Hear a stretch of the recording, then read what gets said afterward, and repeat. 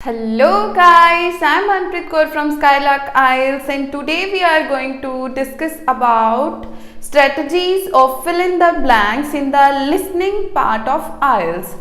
तो किस तरह से हम अपने फिलिप्स को अटेंड करते हैं जब हम लिसनिंग करते हैं, उस चीज़ के लिए आज हम कुछ टिप्स सीखने जाएंगे। ठीक है, तो आपको जब भी आप लिसनिंग करते हो, सबसे पहले तो आपका जो फोकस है वो पूरी तरह से लिसनिंग पर ही होना चाहिए।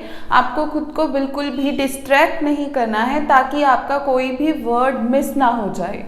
This is the main thing in listening of IELTS, because अगर आपकी कॉन्सेंट्रेशन एबिलिटी इम्प्रूव्ड नहीं हुई है एंड आप फिर भी लिसनिंग की प्रैक्टिस कर रहे हैं एंड आप चाहते हैं कि आप खुद को इम्प्रूव कर लें, तो आज की ये वीडियो आपकी बहुत ज़्यादा हेल्प करने वाली है। बिकॉज इसमें मैं आपको कुछ ऐसे टिप्स बताऊंगी जो कि आपके फिल इन द ब्लैंक्स को आगे आने वाले टाइम में बिल्कुल करेक्टली करने में हेल्प करेंगे।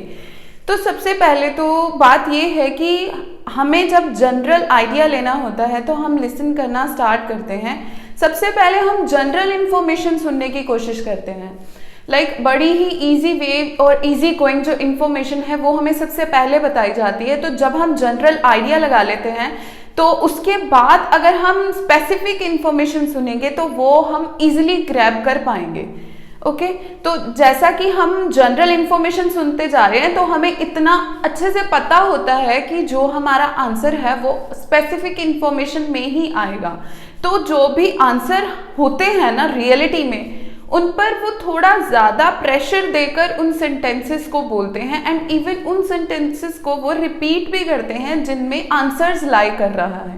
जो पर्सन बोल रहा है उसकी टोन में एक वर्ड पर जो प्रेशर आएगा, that is your answer. Okay, तो आपको जनरल इंफॉर्मेशन सुननी है सबसे पहले, उसके बाद आपको स्पेसिफिक इंफॉर्मेशन पर ध्यान देना है जहां पर आपका आंसर लाई करेगा। ओके, तो चलो हम आगे चलते हैं हमारी जो मेन टिप्स हैं उनकी तरफ। जैसा कि आप सबसे पहले लिसनिंग स्टार्ट करते हैं, उससे पहले आपको क्या करना है, before you listen. Okay, before you listen उससे पहले आपको क्या करना है कि सबसे पहली बात तो आपको इंस्ट्रक्शंस पढ़ने हैं। रीड द इंस्ट्रक्शंस केयरफुली कि वहाँ पर वर्ड लिमिट की बात हुई है या फिर वहाँ पर कोई नंबर्स की बात हुई है। वर्ड लिमिट है तो कितने वर्ड्स लिखने हैं, कितने नहीं लिखने हैं, उस चीज़ को आप सबसे पहले रीड कर लें। लिसन करने से भी पहले आप उसे रीड कर लें। सेकेंड थिंग कि always look at the example. Okay, जब आपको एग्जाम्पल के बारे में लिसनिंग आपकी चल रही है तो आपको एग्जाम्पल को ध्यान से सुनना है। बिकॉज ये इसलिए ज़रूरी है स्टूडेंट्स, बिकॉज ये जो एग्जाम्पल रहेगा आपका, ये आपको बाकी सारी लिसनिंग के साथ कनेक्ट करने वाला है। अगर आपको कनेक्टिविटी बढ़ानी है तो आपको इसे ध्यान से ही सुनना पड़ेगा, तभी आप अपना जो आंसर है, आपका जो नेक्स्ट क्वेश्चन का आंसर आने वाला है, उसके साथ आप तभी कनेक्ट कर पाओगे अगर एग्जाम्पल को ध्यान से सुनते हो। ठीक है, थर्ड थिंग हमारी क्या होगी कि हमें जो हमारे कीवर्ड्स हैं, पैराफ्रेजेस हैं, उनको लिसन करना चाहिए जब हम लिसनिंग करते हैं। ठीक है, ये बिफोर यू लिसन आपको अपने माइंड को जो प्रिपेयर करना है, मैं वो बता रही हूँ कि आपको क्या क्या करना है जब आप सुनते हैं उससे पहले। कुछ प्रैक्टिकल टिप्स हैं, दैट इज टू ओनली। तो इसमें क्या है कि नोट द वर्ड। ओके, कुछ ऐसे वर्ड्स को नोट कर लें, अंडरलाइन कर लें जो वर्ड्स आपका आंसर जो है उनके पहले या फिर उनके बाद में आने वाला है। लाइक आपका जो क्वेश्चन है उसमें ब्लैंक गिवन है, तो ब्लैंक के पहले क्या वर्ड है एंड ब्लैंक के बाद में क्या वर्ड है, दोनों चीज़ों को आप अंडरलाइन कर लें ताकि जब आप इंफॉर्मेशन को सुनेंगे तो आपको इजीली पता चल जाएगा कि हाँ, हमारा ये वाला कीवर्ड आ गया तो अभी हमारा आंसर आने वाला है, तो हमें अब ध्यान से ही सुनना पड़ेगा। ठीक है, तो इस तरह से करोगे तो और भी ईजी हो जाएंगे आपके लिए फिल इन द ब्लैंक्स करने। एंड नेक्स्ट थिंग इज कि look for the word count, जो कि सबसे मेन बात है। अगर वहां पर 2 वर्ड्स लिखा है और आप 3 लिख रहे हो तो आंसर आपका गलत होने वाला है। Just look out for it.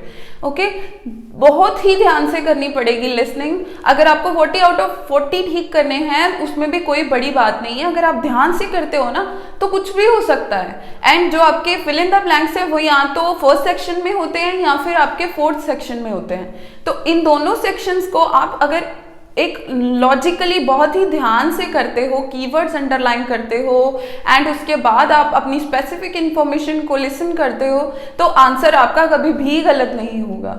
Okay तो चलो अब हम चलते हैं हमारी नेक्स्ट थिंग की तरफ, दैट इज अभी तक हमने किया था बिफोर यू लिसन, अब हम करेंगे एज यू लिसन। जब हम सुनना स्टार्ट करेंगे तब हमें क्या करना है, जब हम सुनना स्टार्ट करते हैं तो अवेयर रहना पड़ेगा हमें इस चीज के लिए, B aware that answers can come quickly. Answers हमारे बहुत ही तेजी से आने वाले हैं, तो अगर तेजी से आंसर आएंगे तो हमें क्या करना है, अटेंटिव रहना है।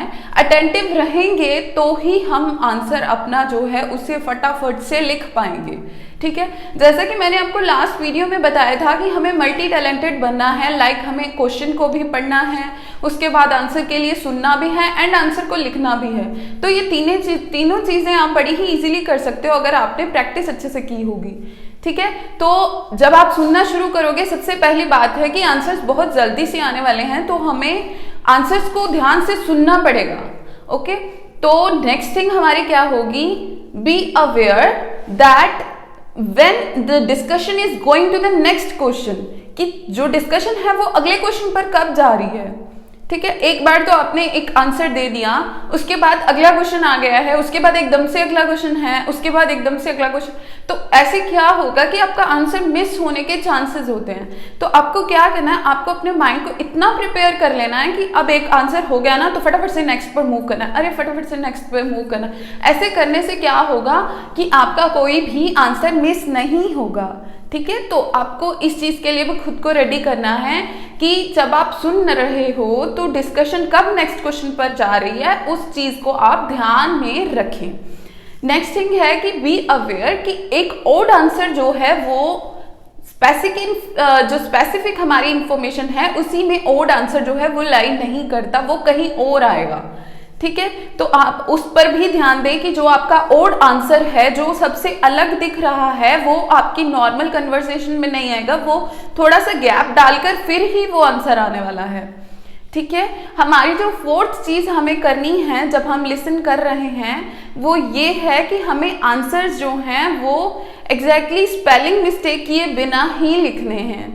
ठीक है, तो अगर हम स्पेलिंग सुन रहे हैं ध्यान से, एंड कई बार ऐसा होता है कि मेन चीज है ये बच्चों कि जो हमारी क्वेश्चन बुकलेट है उसी पर ही ऑलरेडी वो वर्ड गिवन होता है एंड हम अपना आंसर जो है अपने दिमाग में ढूंढते रहते हैं कि पता नहीं इसकी क्या स्पेलिंग होगी, पता नहीं यहाँ पे क्या आएगा।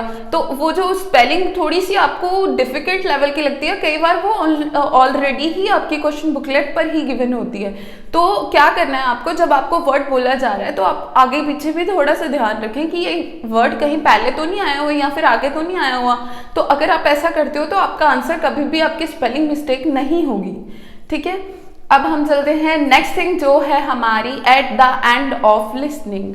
तो हमें क्या करना है जब हमारी लिसनिंग खत्म हो जाती है, एंड अप हो जाती है, उसके बाद आपको भी पता है कि हमें 10 मिनट्स मिलते हैं जब हमें आंसर्स अपने आंसर शीट पर ट्रांसफर करने होते हैं। उस चीज में आपको ध्यान रखना है कि आपकी जो राइटिंग है वो इजी टू रीड होनी चाहिए। वो मतलब जब वो स्कैन की जाएगी शीट तो आपकी जो हैंडराइटिंग है वो मैटर करती है। आपकी जो शीट है वो कंप्यूटराइज्ड चेक होने वाली है, तो आपको इसलिए अपने जो वर्ड्स हैं वो बिल्कुल क्लीन लिखने हैं, कैपिटल लेटर्स में लिखने हैं, ताकि जब आपकी शीट स्कैन होगी तो आपकी वर्ड मिस्टेक्स ना हो। तो अब हम नेक्स्ट पॉइंट पे चलते हैं। इसके बाद अगर आपने इजी टू रीड लिखा है, उसके बाद आपको क्या करना है, जो भी आप आंसर्स लिख रहे हैं उन पर ध्यान दें कि आपकी स्पेलिंग मिस्टेक्स बिल्कुल ना हो। ठीक है, जब आपने आंसर ट्रांसफर किए हैं वो 10 मिनट्स आपके पास पूरे हैं। 5 मिनट में अगर आपके आंसर ट्रांसफर हो गए तो 5 मिनट्स में आप फटाफट से अपनी स्पेलिंग चेक कर लें कि आपने कहीं कोई स्पेलिंग मिस्टेक तो नहीं की। अगर स्पेलिंग मिस्टेक होगी तो आपका बेवजह ही आंसर गलत हो जाएगा। So please look out for this. आप अच्छे से लिखें एंड जो स्पेलिंग है उसमें बिल्कुल भी मिस्टेक ना करें। एंड ऑफ द लिस्टिंग में एक और बात है कि आपको वर्ड लिमिट को भी ध्यान में रखना है। वो मैंने आपको फर्स्ट बिफोर यू लिसन में भी बोला, एज यू लिसन में भी बोला and at the end of the listening में भी बोला, बिकॉज ये तीनों चीजों में ही वर्ड लिमिट मैटर करती है। अगर आप सुनोगे ही नहीं, सुनने के पहले दिमाग को रेडी करना है कि हाँ वर्ड लिमिट इतनी है। सुनते वक्त आपको ये ध्यान में रखना है कि आंसर जब बोला जा रहा है तो वो कितने वर्ड्स में बोला गया, थर्ड थिंग, जब आप लिख रहे हो उस टाइम पे भी आपको ध्यान देना है कि ऊपर इंस्ट्रक्शंस में अगर वर्ड लिमिट इतनी लिखी है तो हमें आंसर में वर्ड लिमिट इतनी लिखनी है। तो इसलिए तीनों चीज़ों में मैंने आपको वर्ड लिमिट के बारे में बोला है। अब लास्ट थिंग हमारी आती है कि हमें कोई भी आंसर जो है ब्लैंक नहीं छोड़ना है। अगर हमें नहीं भी आता तो हम वो लिखेंगे ज़रूर, बिकॉज कई बार गेस किया हुआ आंसर ही हमारा सही चला जाता है, करेक्ट हो जाता है। तो ब्लैंक ना छोड़ें प्लीज़, बिकॉज ब्लैंक छोड़ने से आपको कोई प्रॉफिट नहीं मिलने वाला। अगर आप वहां पर कुछ लिख भी देते हैं तो उसकी कौन सा ना नेगेटिव मार्किंग होगी। तो नेगेटिव मार्किंग से ना डरें, क्योंकि वो तो होने ही नहीं वाली। आप जस्ट अपना आंसर लिखें, जो भी आपके माइंड में आए वहां पर लिख दें। उसके बाद जब वो आपका चेक होगा एंड एक बार आपको पता लग गया कि हाँ ये आपका आंसर करेक्ट चला गया, तो आपको खुद को भी खुशी होगी कि मैंने तो वैसे ही लिख दिया था एंड वो सही चला गया। So don't leave a blank, आपको सारे ही आंसर्स लिखने हैं। ये थी आपकी लिसनिंग के फिल इन द ब्लैंक्स के टिप्स। कुछ भी मुश्किल नहीं है, सिर्फ ध्यान से सुनना है एंड जनरल और स्पेसिफिक इंफॉर्मेशन के बीच में जो डिफरेंस है उस चीज़ पर भी आपको ध्यान देना है। आंसर्स पर प्रेशर दिया होगा, सो वो आपको सुनने में कोई डिफिकल्टी नहीं आने वाली है। आप जस्ट ध्यान से सुने और अपने आंसर्स को लिखें। And thanks for watching the video till end, and subscribe our channel to get the notification of our latest videos। and अगर आपको राइटिंग, रीडिंग, स्पीकिंग या फिर लिसनिंग किसी भी मॉड्यूल में प्रॉब्लम आ रही है, आप नीचे डिस्क्रिप्शन बॉक्स में सर्च कर सकते हैं, आपको हर मॉड्यूल के रिलेटेड वीडियोस मिल जाएंगी। एंड मोर ओवर, अगर आपको कोई और प्रॉब्लम आ रही है सेम मॉड्यूल में तो आप हमें कमेंट सेक्शन में भी बता सकते हो। एंड सेकेंड थिंग है कि हमारा जो व्हाट्सएप नंबर है और हमारा जो कॉलिंग के लिए जो नंबर है वो स्क्रीन पर अवेलेबल है, आप उस पर भी कॉल कर सकते हैं। अगर आप अपनी पर्सनल कोचिंग लेना चाहते हैं तो प्लीज़ कॉल अस, हम आपको पूरी तरह से हेल्प करने की कोशिश करेंगे। स्काईलार्क टीम आपकी हेल्प के लिए ऑलवेज रेडी है। And all the best for your exams.